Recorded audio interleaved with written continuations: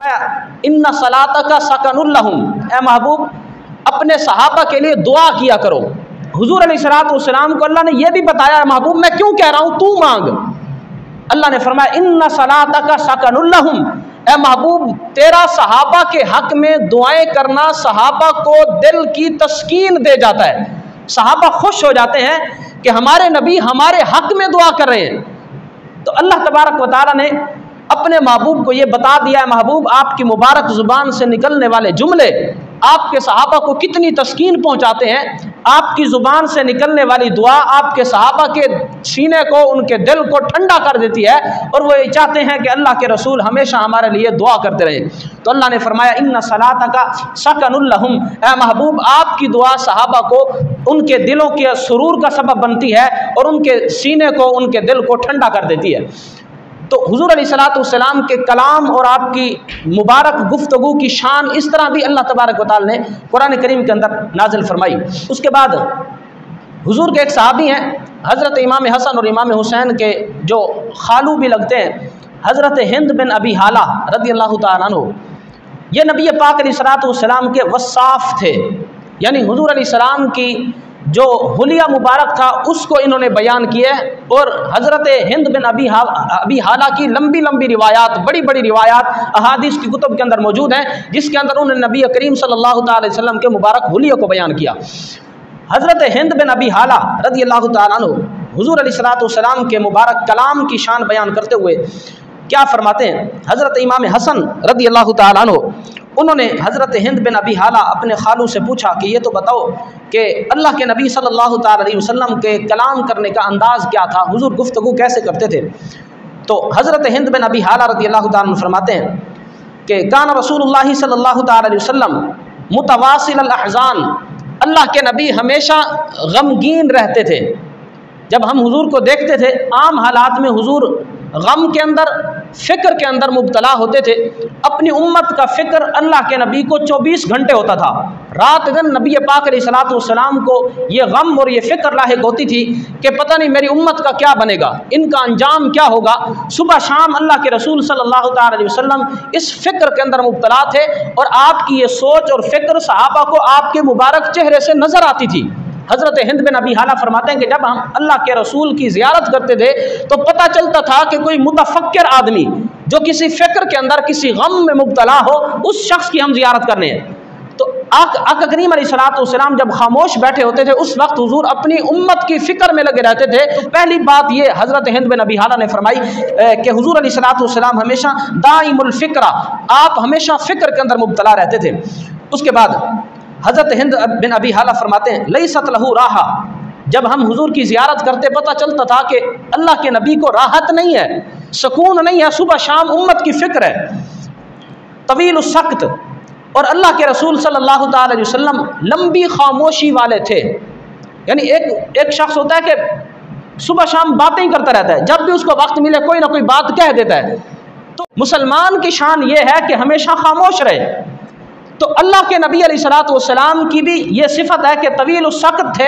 आप अलैहिस्सलातु वस्सलाम लंबी खामोशी वाले थे, यानी खामोश रहते थे। कभी किसी कलाम की ज़रूरत होती थी तो उस वक्त रसूलुल्लाह सल्लल्लाहु अलैहि वसल्लम कलाम किया करते थे। बग़ैर ज़रूरत के गुफ्तगू करना, इससे अल्लाह के नबी अलैहिस्सलातु वस्सलाम ने मना फरमाया। और हुजूर अलैहिस्सलातु वस्सलाम ने माला यानी गुफ्तगू से मना फरमाया कि वो गुफ्तगू जो बेफ़ायदा हो, बेमकसद हो, बेमकसद बातें करने से भी नबी पाक सल्लल्लाहु अलैहि वसल्लम ने मना फरमाया। शेख सादी शिराज़ी रहमतुल्लाह तआला के बारे में आता है कि इनके ज़माने का जो बादशाह था, शेख सादी के ज़माने का बादशाह बड़ा ज़ालिम बादशाह गुजरा है।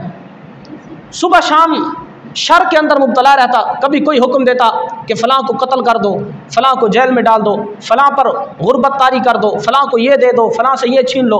सुबह शाम लोगों को, अवामुन्नास को तंग करता रहता था।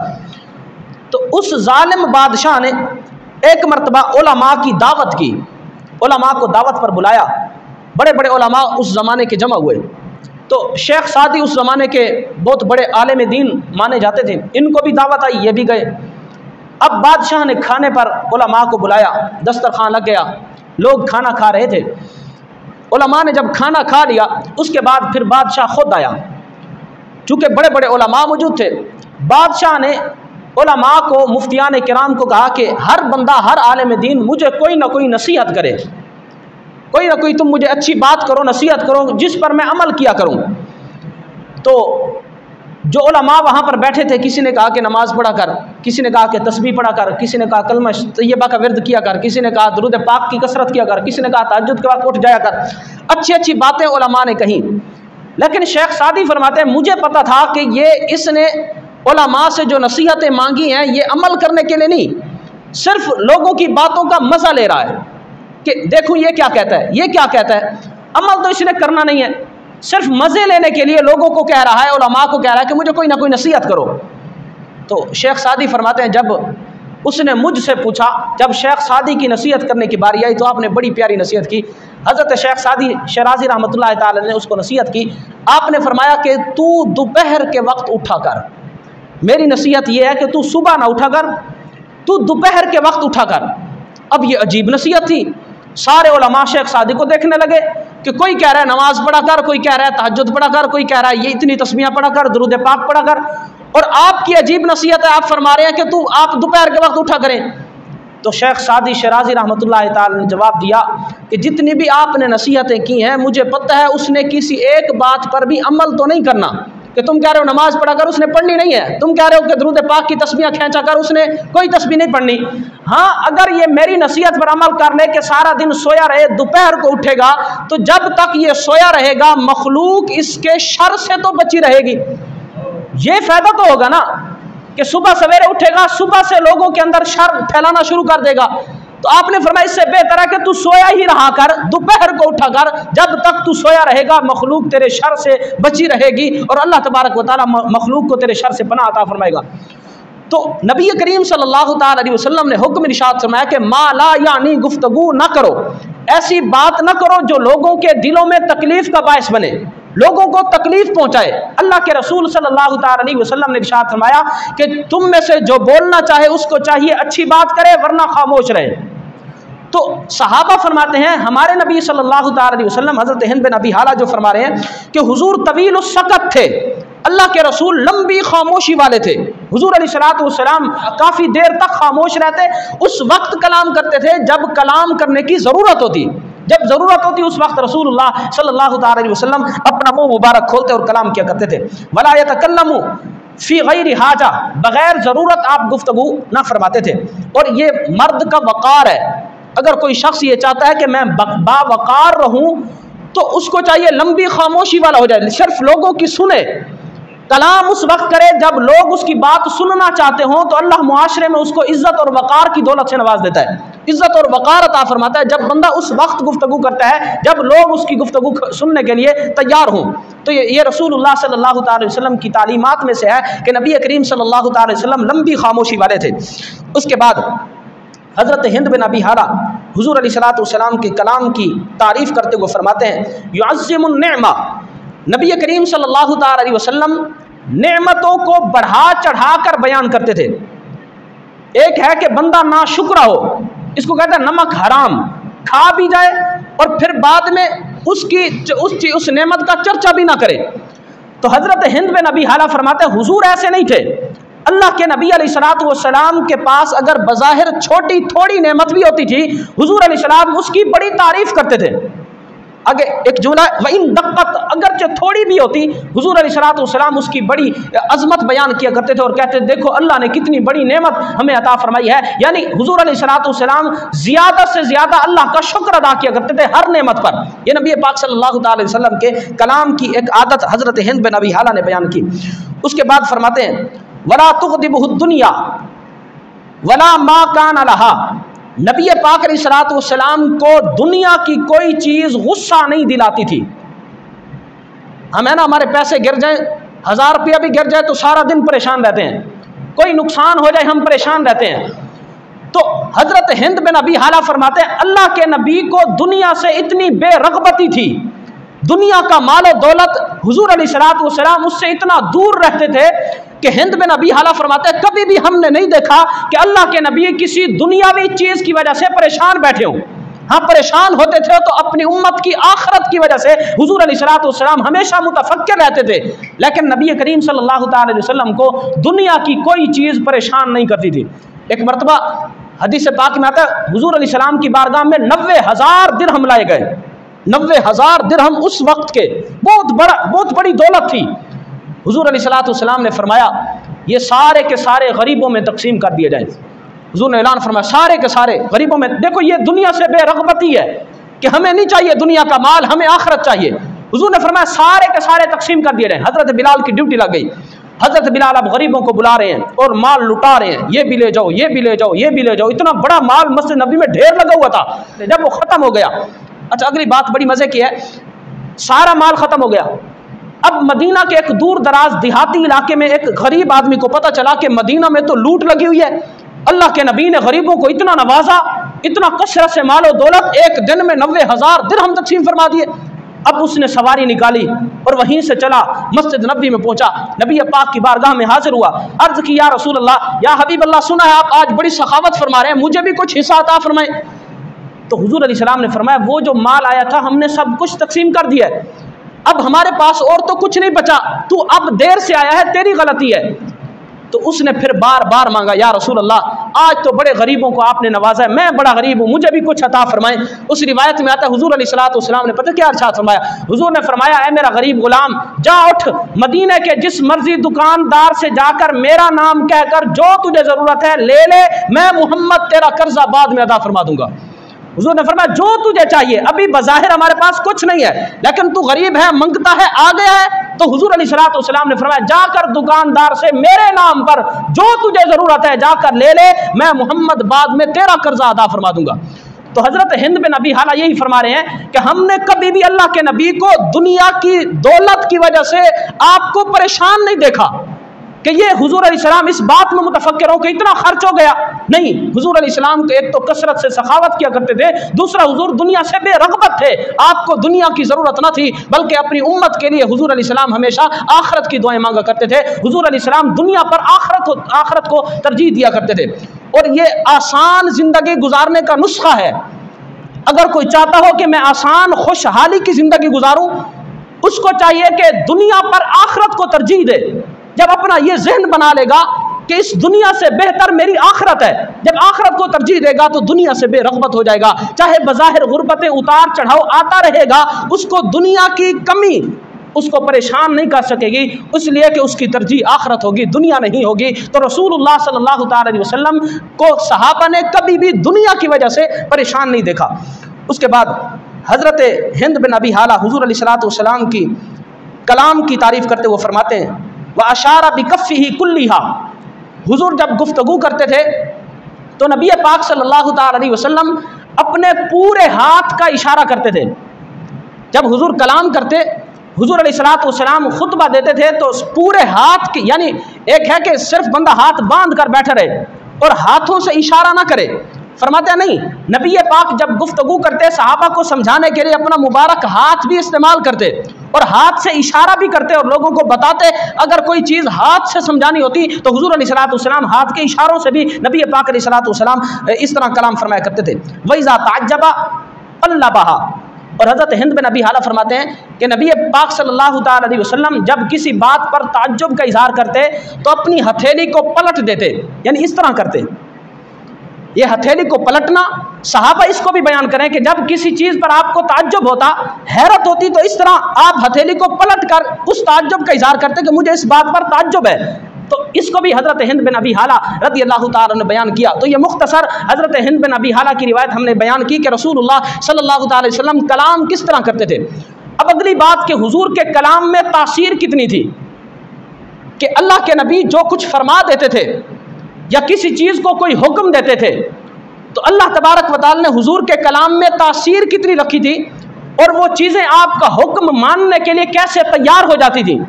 इसकी तो बहुत बड़ी मिसाल ये है कि हुजूर अगर दरख्तों को हुक्म देते थे, आपके मुबारक कलाम में ये तासीर थी कि आपके कलाम आपका हुक्म मानते हुए दरख्त भी अपनी जगह छोड़कर हुजूर जिससे भी बात करना चाहते, अल्लाह ने हमारे नबी को ये शान अता फरमा रखी थी कि आका करीम अलैहिस्सलाम ने जानवरों से गुफ्तगुएं की हैं और हुजूर का कलाम जानवर समझते थे। जानवरों ने हमारे नबी की बात को सुना और समझा। देखो, एक देहाती आया, शिफा शरीफ के अंदर रिवायत मौजूद है, एक देहाती हुजूर अलैहिस्सलाम की मदीना पाक के बाहर से गुजरने लगा। शिकारी था, शिकार किया करता था, अभी उसने कलमा नहीं पढ़ा था। जब वो मदीना शरीफ के बाहर से गुजरने लगा तो उसने देखा कि मस्जिद नबवी के अंदर सहाबा का हुजूम है। अच्छा, मस्जिद नबवी की दीवारें छोटी छोटी थी, लंबी नहीं थी, बड़ी नहीं थी, दूर से पता चलता था कि लोग बैठे हैं। उसने जब दूर से देखा कि लोगों का हुजूम है, उसने लोगों से पूछा कि यहाँ पर लोग क्यों जमा हैं?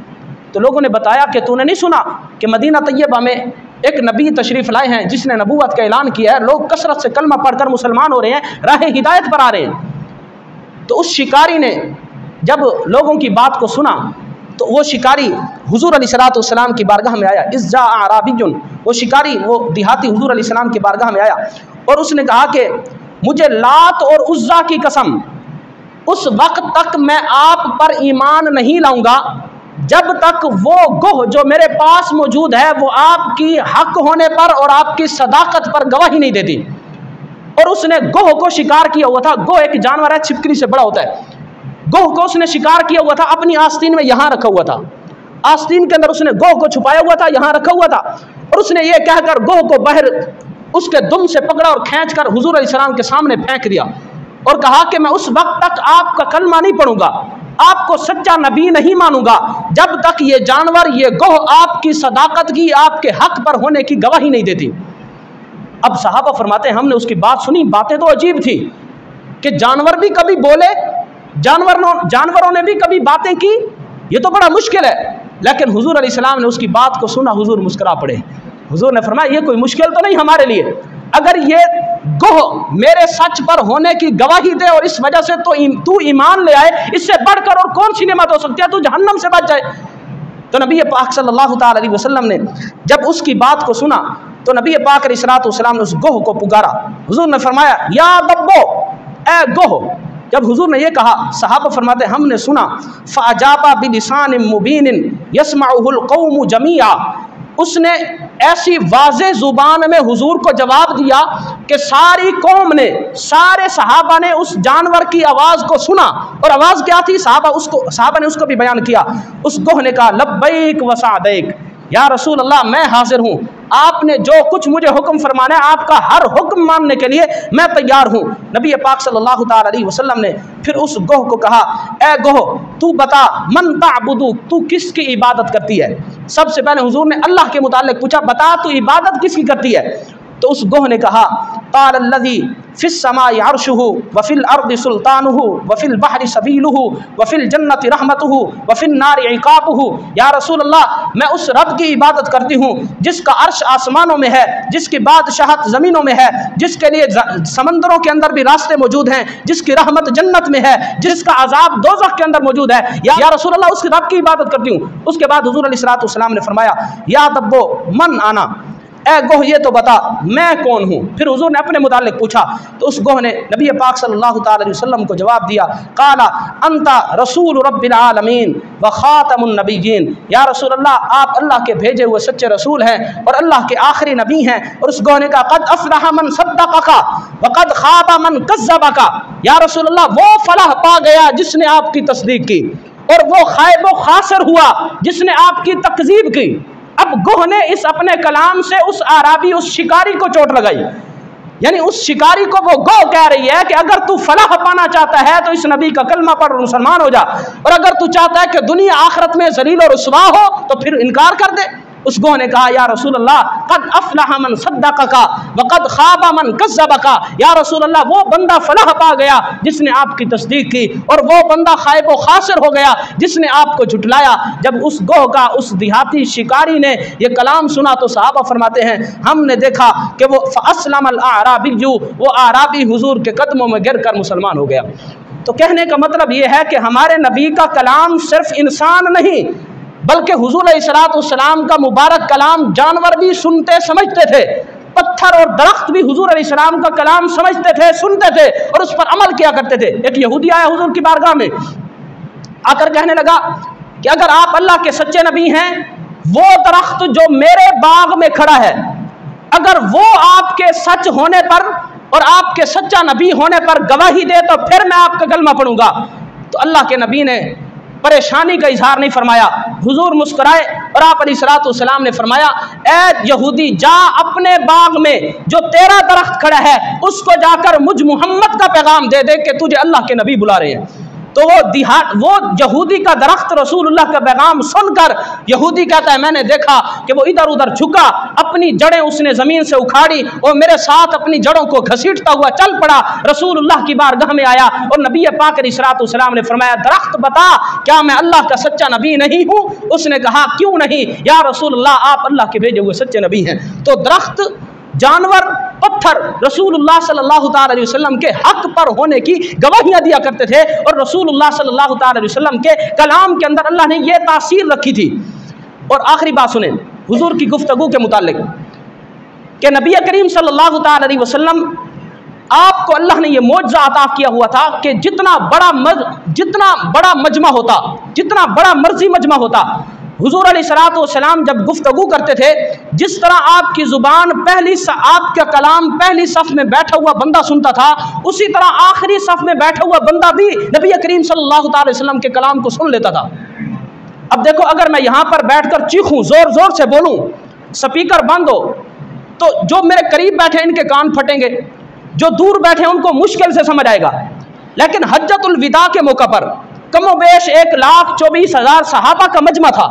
अल्लाह के रसूल सल्लल्लाहु अलैहि वसल्लम ने इन लाउड स्पीकर के अलावा हुजूर अलैहिस्सलाम ने जो खुतबा दिया, सहाबा फरमाते हैं कि नस्माउ कलाम रसूलुल्लाह सल्लल्लाहु अलैहि वसल्लम व नहनु फी मनाजिलिना, हम अपने खैमों में बैठकर अल्लाह के रसूल सल्लल्लाहु अलैहि वसल्लम की बातों को सुन रहे थे। यानी ये हुजूर का मौजज़ा था, ये आपके कलाम की शान थी कि आप नॉर्मल अंदाज में, आम अंदाज में भी गुफ्तगू करते थे, चाहे लाखों का मजमा होता था, रसूलुल्लाह सल्लल्लाहु अलैहि वसल्लम की बात को जो जिस तरह करीब वाला सुनता था, उसी तरह रसूलुल्लाह सल्लल्लाहु अलैहि वसल्लम की बात को, आपकी गुफ्तगू को दूर बैठा हुआ बंदा भी सुनता था। ये नबी करीम सल्लल्लाहु अलैहि वसल्लम के कलाम के मुतालिक हमने चंद बातें आपके सामने रखी हैं। आखिर में दुआ है, हम दुआ करते हैं कि अल्लाह तबारक व तआला फ़लस्तीन के मुसलमानों की गैब से मदद फरमाए, अल्लाह तबारक व तआला उनकी मदद और नुसरत फरमाए और अल्लाह तबारक व तआला मुसलमान हुक्मरानों को गैरत अता फरमाए कि उनकी मदद के लिए पहुँचे, रसूलुल्लाह सल्लल्लाहु अलैहि वसल्लम की उम्मत की मदद के लिए पहुँचे। ये बहुत बड़ी अज़मत है। हम सिर्फ दुआ ही कर सकते हैं, हम और क्या कर सकते हैं?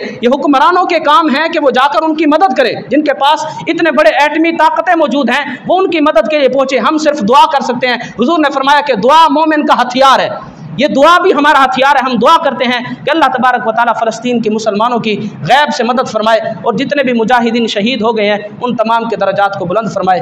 आमीन व मा अलैना इल्लल बलाग।